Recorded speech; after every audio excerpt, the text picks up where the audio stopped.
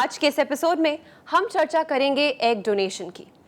हमारी सोसाइटी में egg donation को लेकर बहुत सारी कंफ्यूजन है, मिसअंडरस्टैंडिंग है। कुछ लोग इसे सही मानते हैं तो कुछ लोग गलत। कुछ लोग कहते हैं कि ये बिल्कुल भी ज़रूरी नहीं है। यहाँ तक कि एग डोनर्स को सही निगाहों से भी नहीं देखा जाता है। मेरी माने तो एग डोनर्स का सिर्फ एक ही मकसद होता है और वो ये चाहते हैं कि सूनी गोद में एक किलकारी चमक उठे।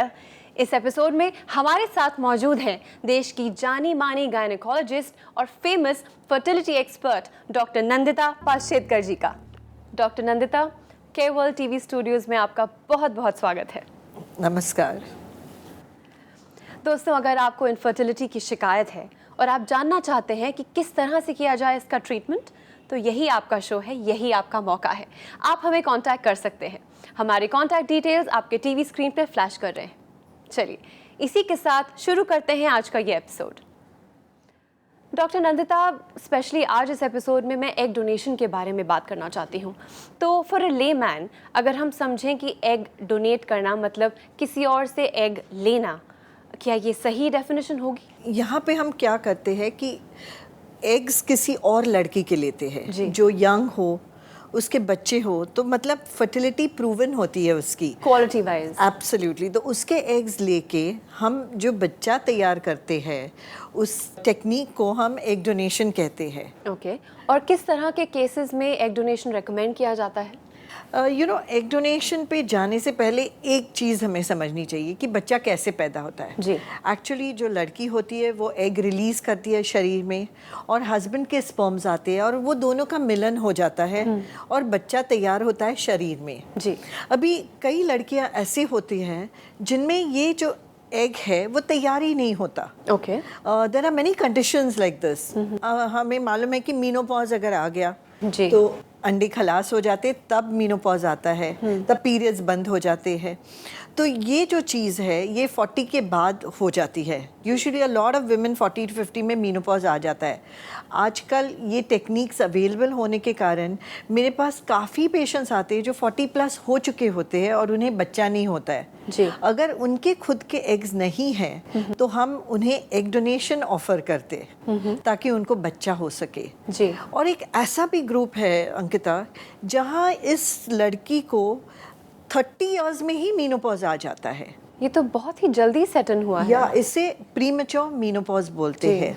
और इस कंडीशन में भी हम एग डोनेशन ऑफर कर सकते हैं। जी। दूसरी एक चीज़ है एंडोमेट्रियोसिस। एंडोमेट्रियोसिस से ओवरी डैमेज हो जाती है। ओके। और फिर जो एग रिजर्व है वो कम हो जाता है।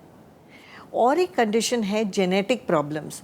अभी कई फैमिलीज़ में कोई जेनेटिक प्रॉब्लम होता है, मल्टीपल अबॉर्शंस होते ही रहते हैं क्योंकि ये जो डिफेक्ट है वो लड़की के जेनेटिक्स में होता है। ओके। तो अभी उसको अगर नॉर्मल बच्चा नहीं हुआ, बहुत सारे 5, 6, 7 अबॉर्शंस हुए, तो उस लड़की को हम एग डोनेशन ऑफर करते हैं। अबॉर्शंस या फिर जो मिसकैरेजेस हो जाते हैं। मिसकैरेजेस। जी।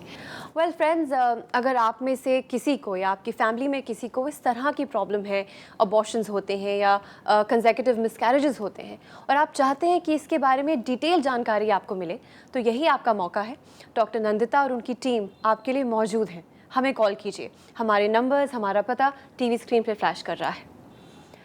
डॉक्टर नंदिता, यही मुझे एक सवाल पूछना है आपसे।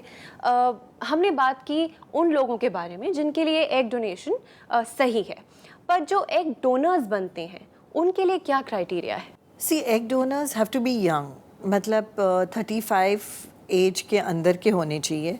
फिर हम उनका ओवेरियन रिजर्व देखते हैं, सोनोग्राफी, अल्ट्रासाउंड करके, और सीरम AMH जो मैंने ब्लड टेस्ट की उससे हमें पता चलता है कि इस लड़की में कितने एग्स है। हमारी यूनिट में हमने और एक क्राइटेरिया रखा है कि उसको एक प्रीवियस बच्चा होगा तो अच्छा होगा, क्योंकि एटलीस्ट पता तो चलता है कि इसके अंडे अच्छे हुए because she has children. Right. So these are the criterias, and of course healthy हो, कोई भी infection न हो। Is this a legal procedure? It is accepted worldwide. Okay. In fact, we don't have a law, but it is one of the treatment in England में, Europe में, America में, there are laws for egg donation. क्योंकि हमारे समाज में अक्सर यही कहा जाता है कि बच्चा हमारा वंश आगे लेके जाएगा, तो हमारे ख़ानदान का ही होना चाहिए. पर जहाँ तक मैं समझ पा रही हूँ, इस केस में जो अंडा है वो एक तीसरे पर्सन का है और जो स्पर्म है वो हस्बैंड का है, पर बच्चे को अंडे को प्लांट किया जाता है वाइफ में. सो स्टैटिस्टिकली 50% बच्चा ख़ानदान का है. Is that true? Definitely Ankita, देखो आप अगर सोचो कि लेडीज़ बहुत इजीली ये एग डोनेशन एक्सेप्ट करते हैं, नहीं, दे आर वेरी रिलक्टेंट कि इतने जल्दी नहीं. हर एक कपल को खुद का बच्चा चाहिए. Very true. बट कई कंडीशंस है, जैसे मैंने आपको बताया, उसके ऊपर कोई इलाज नहीं है, ऑप्शन नहीं है, तो फिर वो एग डोनेशन के लिए जाती है. डॉक्टर नंदिता, ये प्रोसीजर कैसे किया जाता है? एक बार एग डोनर मिल गया तो उसके बाद का प्रोसीजर क्या है? ये जो प्रोसीजर है IVF की टेक्निक यूज़ करता है. मतलब हम एग डोनर को इंजेक्शंस या दवाई देंगे उससे एग्स प्रोड्यूस करने के लिए, और ये सोनोग्राफी या अल्ट्रासाउंड पे देखेंगे एग्स ग्रो होते हैं. फिर ये एग डोनर एडमिट हो जाती है हॉस्पिटल में. Okay. जब हॉस्पिटल में एडमिट होती है, उसे बेहोश करके हम सुई डाल के ये सब एग्स कलेक्ट करते हैं. जी. ये सब ऑफ कोर्स मिनिमली इन्वेजिव है, कोई टाका या कोई कट नहीं दिया जाता. फिर ये एग्स लेबोरेटरी में लिए जाते हैं. अभी अगर ये एक कपल है, Mrs A and B, okay, तो उनके हस्बैंड, मिसेस AB के हस्बैंड के स्पर्म्स हम ले लेते हैं. Okay. और टेस्ट ट्यूब बेबी की प्रक्रिया वापरते हैं. मतलब लेबोरेटरी में एक डिश में वो डोनर के एग्स रखे जाते हैं, तीन एग्स एक डिश में रखे जाते हैं, और उसके ऊपर 1 लाख स्पर्म्स हम छोड़ देते हैं हस्बैंड के. तो जो फर्टिलाइजेशन है वो स्पर्म एग के अंदर जाके उसे फर्टिलाइज करता है. एक्सटर्नली होता है. Absolutely, in the laboratory, in the lab. ये जो डिश है हम इंक्यूबेटर में रखते हैं. ये इंक्यूबेटर ना अपने शरीर के जैसे होता है. जी. मतलब टेम्परेचर, जो pH बोलते हैं, ऑक्सीजन, कार्बन डाइऑक्साइड वगैरह सब कुछ शरीर के जैसे होता है. ये हम वहाँ रख देते 3 दिन के लिए. फिर 3 दिन के बाद ये डिश उठा के देखते हैं. जब ये माइक्रोस्कोप के नीचे दिखेगी तो पता चलता है कि बच्चे कितने तैयार हुए हैं. Embryos, I should not call them बच्चे, बट एम्ब्रियोज. तो ये एम्ब्रियोज, फर्टिलाइज्ड एग जो होता है. एब्सोल्युटली. तो ये 2 या 3 एम्ब्रियोज तैयार होते हैं. तो ये एम्ब्रियोज उठा के हम उसके जो लेडी है, मदर है, उसके थैली के अंदर छोड़ देते हैं, और फिर वहाँ वो 9 महीने के लिए पलता है. Doctor Nandita, it's always a pleasure to speak with you. आप हमारे स्टूडियो में आई, हमें ढेर सारी नॉलेज दी. Thank you so much. Thank you. For free consultation call 09022334005. For more videos, subscribe to our channel, Care World.